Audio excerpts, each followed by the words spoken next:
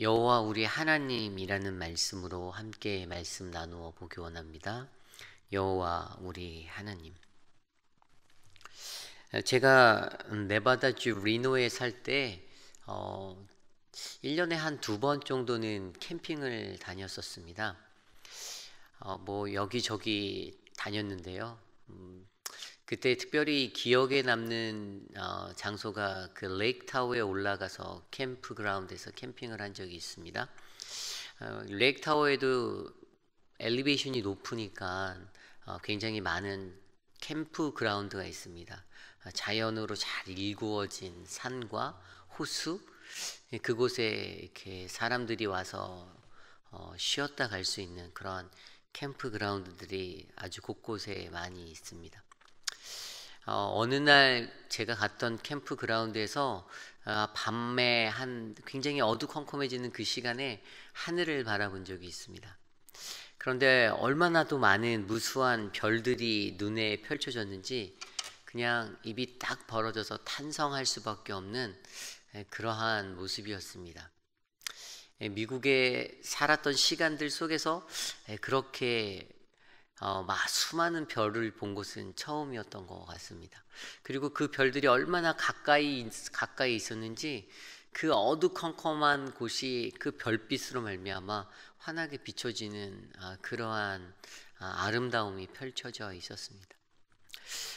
옆에서 보이는 그러한 그 호숫가에서도 그 별들이 수놓은 것처럼 바다 그 호수 위에 쫙 깔린 것 같은 그러한 광경들이 펼쳐지고, 또 침엽스림으로 잘 이렇게 정돈되어진 곳곳에 있는 그러한 나무들 속에서 그 자연의 한 복판에서 하나님이 만드신 세상, 이 나라, 이 땅, 그 자연을 온몸으로 느낄 수 있는 그러한 시간이었던 것 같습니다.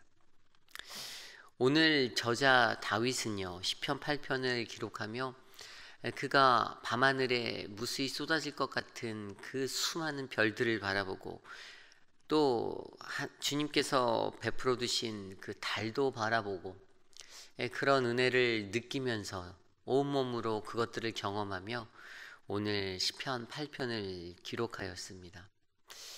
그러한 웅장하고 그렇게 멋진 광경 속에서 다윗이 느낀 것이 한 가지 있었는데, 그것은 바로 내가 얼마나 무지한 인간인가, 내가 얼마나 연약한 존재인가, 나는 얼마나 작은 존재인가라는 그러한 사람, 인간의 무능력함, 그러한 존재들을 발견하게 되었다라는 것이죠.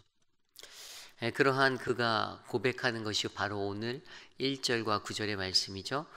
여호와 우리 주여, 주의 이름이 온 땅에 어찌 그리 아름다운지요, 주의 영광이 하늘을 덮었나이다. 아멘. 9절에도 동일하게 여호와 우리 주여, 주의 이름이 온 땅에 어찌 그리 아름다운지요. 아멘. 이렇게 고백하고 있습니다.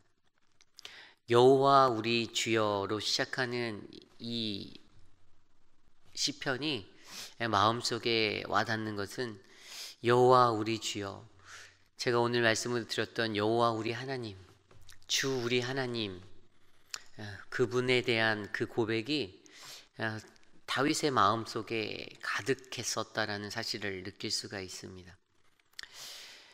주님이 우리의 하나님 되신다 라고 고백하는 삶을 생각해 볼까요? 그 삶은 어떤 것입니까? 그것은 이 땅에 있는 수많은 피조물들, 천지 만물, 그 모든 것들, 인간의 눈앞에 펼쳐진 자연 앞에서 웅장함을 느낄 수밖에 없는 인간인데, 그것들의 주인이 바로 하나님 되신다라는 것을 선포하는 그러한 믿음의 고백이었습니다. 그러한 것이 한 국가나 어떤 지리적인 제한을 두고 선언되어지는 것이 아니라 1절 말씀에 그 주님의 이름이 온 땅에 라고 설명하며 모든 열방, 모든 만국, 온 나라 위에, 온 세계 가운데 그 모든 곳에서 그분의 이름이 선포되어진다라고 설명하는 것입니다. 그분의 이름은 무엇입니까? 그분의 이름은 우리가 하나님의 영광이 인간에게 계시되어진 그 자체, 그래서 인간이 하나님을 알 수 있는 통로 아닙니까? 인간이 하나님의 이름을 바라보며 그 주의 이름을 기억하고 나아가며 그분에 대해서 기억하는 그러한 자리죠. 그러기 때문에 그분의 이름이 온 땅에 선언되어지는 것, 세상에 있는 그 어떤 것보다도 바로 주님의 그 이름이 가장 아름답습니다. 주의 이름이 세계에서, 세상에서 가장 아름답습니다라고 고백하는 다윗을 우리가 만나게 되는 것입니다. 다윗이 이렇게 경험되어진 하나님 속에서 고백하는 하나님, 여호와 우리 하나님, 여호와 우리 하나님이라는 이 고백, 이 고백이 왜 그렇게 될 수밖에 없는 고백이었을까요? 오늘 말씀은 그것에 대해서 이렇게 설명합니다. 주님의 이름이 가장 아름다운 이유에 대해서 말씀이 설명해 주고 있는 것은 첫 번째로 5절 말씀인데요. 그를 하나님보다 조금 못하게 하시고 용화와 전기로 관을 씌우셨나이다. 사람을 지으셨는데 하나님께서 그 지으신 사람을 어떻게 하셨냐면 하나님보다 조금 못한 존재로 만드셨다라고 합니다. 그리고 더 나아가 그러한 존재인 우리들을요, 영화와 존귀로 관을 씌워 주셨다라고 5절 말씀은 설명하고 있습니다. 하나님보다 조금 못하게 하시고, 하나님이라는 존재는 어떠한 분입니까? 감히 사람이 근접할 수 없는, 접근할 수 없는, 더욱이나 고대적인 사상들 가운데, 히브리 사람들의 사상 가운데 그것은 불가능한 일이었습니다. 그런데 그러한 하나님보다 조금 못하게 창조하셨다라고 이야기합니다. 그리고 그들에게, 그러한 우리들에게, 인간에게 영화와 존귀의 관을 씌워 주셨다라고 오늘 말씀은 설명하고 있습니다. 이것이 바로 사람에게 주신 특권이었죠. 그러기에 우리들은 하나님의 이름을 아름답다라고 표현할 수 있는 것입니다.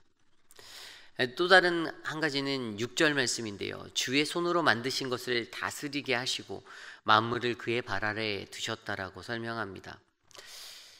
그렇게 웅장한 천지 만물, 제가 아까 설명드렸던 그 레이크 타호, 그 어마무시한 광경의 자연들을 사람의 발 앞에 두셨다라고 합니다.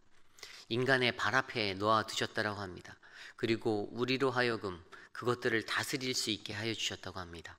7절에 나와 있는 소와 양 같은 들짐승도, 8절에 나와 있는 공중의 새와 바다의 물고기, 그 모든 것들, 바닷길에 다니는 그 모든 것들도 바로 인간 아래 그들에게 복종케 하여 주셨다라는 사실입니다. 과연 우리가 무엇이간데 하나님께서 이렇게 우리에게 이러한 특권을 주셨는가? 결국 이러한 것들로 말미암아 하나님의 이름이 온 땅 가운데 아름다울 수밖에 없는, 인간에게 아름다울 수밖에 없는 그 증거가 된다라는 사실이죠. 인간을 하나님께서는 존엄한 존재로 지어주셨습니다. 그 어떠한 것보다도 엄청나고 장엄하고 웅장한 천지들의 모든 삼라만상의 모든 것들 가운데서도 그 가장 무지하고 연약한 보잘것없어 보이는 인간을 하나님은 존귀한 존재로 만들어 주시고 그들에게 하나님의 특권을 주셔서 은혜를 입혀 주셨다라는 사실. 그러기에 오늘 시편 저자 다윗이 여호와 우리 하나님이다라고 고백하며 당신의 이름이 온 세상에 가장 아름답습니다라고 고백하는 이 고백은 당연한 인간이 드려야 하는 그러한 찬양의 노래라는 것입니다. 여기서 우리가 한 가지 생각해 볼 수 있는 것은 하나님께서는 연약해 보이는 그 연약한 자들을 반드시 들어 사용하신다라는 사실입니다. 오늘 말씀에서 살펴보면 2절에 주의 대적으로 말미암아 어린아이들과 젖먹이들의 입으로 권능을 세우시며 이는 원수들과 보복자들을 잠잠하게 하려 하심이다. 아멘. 이렇게 기록되어져 있습니다. 무엇을 이야기하고 있습니까? 하나님은 젖먹이와 같은 그 아이들, 그 연약함의 아이들을 하나님의 권능으로 세워서 사용하고 계신다라는 사실입니다. 강하고 너무나도 잘 준비되고 완벽한 사람들을 하나님이 들어서 쓰신다라는 것보다 하나님의 모든 삶의 현장, 성경의 기록 곳곳에 보아도 하나님은 늘 연약한 존재를 하나님이 만지시고 보완하여 주시고 권능의 옷을 덧입혀 주셔서 사용하여 주셨다라는 것이 바로 성경의 증거입니다. 그러므로 이 세상을 살아갈 때 우리가 가장 먼저 알아야 하는 것은 내가 얼마나 연약한 존재인지를 깨달아 아는 것입니다. 나의 능력과 나의 힘을 믿고 의지하고 나아가기보다는 그러기에 우리는 하나님을 의존할 수밖에 없는 존재로 이 땅에서 살아가야 한다라는 사실, 하나님이 창조하신 그 삼라만상 모든 세상 가운데 우리 인간이 가장 은혜 입은 그 존재임을 깨달아 아는 것, 그래서 우리가 이 땅에서 하나님을 그렇게 바라며 살아가는 존재가 되어야 한다는 사실을 저와 여러분이 기억하여 주시기를 간절히 소망합니다. 그런데 인간이 이 땅에서 어떻게 살아갑니까? 하나님의 창조의 원리대로 순응하며 살기보다는 자연을 파괴하고 하나님이 창조하신 그것들을 거슬러서 그냥 인간의 마음대로 인간의 존엄성을 더욱더 존엄하다라고 강조하며 그렇게 살아가고 있습니다. 그래서 하나님이 지으신 자연도 파괴하고 하나님이 지으신 그 모든 것들의 원리도 깨뜨리며 생태계도 무너뜨리며 그렇게 살아가고 있습니다. 인간이 얼마나 어리석고 악합니까? 그러한 인간들의 모습들이 이 세상 곳곳에 널려져 있습니다. 그러기에 우리는 오늘 이 순간에도 여호와 하나님에 대해서, 그의 이름에 대해서, 그 아름다운 그 이름에 대해서 다시 한번 묵상해 보아야 합니다. 하나님이 얼마나 보잘것없는 나를, 연약한 나를 하나님께서 돌봐주시는지, 4절 말씀처럼 사람이 무엇이기에 주께서 그를 생각하시며 인자가 무엇이기에 주께서 그를 돌보시나이까. 여기에서 쓰여진 사람이라는 그 단어, 히브리어 에노시는 죽을 수밖에 없는 존재, 나약한 존재로서의 인간을 설명합니다. 그 사람이 과연 무엇이기에, 내가 무엇이기에 주님께서 그들을 생각하시고 나를 생각하시고 인자가 무엇이기에 주께서 그들을 돌봐주시냐라고 그분께 간구하며 나의 인생을 다시 한번 돌아보며 하나님, 과연 내가 무엇이길래 하나님 나를 돌봐주십니까? 하나님 나를 보호하여 주십니까? 라고 하나님께 묵상하는 그러한 하루들이 되기를 간절히 소망합니다. 오늘 이 하루를 살 때 우리의 삶이 하나님을 찬양하는 다윗의 이러한 찬양이 되기를 소망합니다. 1절과 9절의 말씀처럼, 특별히 9절에서 강조되어진 것처럼 여호와 우리 하나님 우리 주여 주의 이름이 온 땅에 어찌 그리 아름다운지요라는 이 믿음의 고백이 우리들의 삶을 통해서 계속적으로 하나님께 찬양되어지고 고백되어지는 그러한 인생들이 되기를 간절히 소망합니다.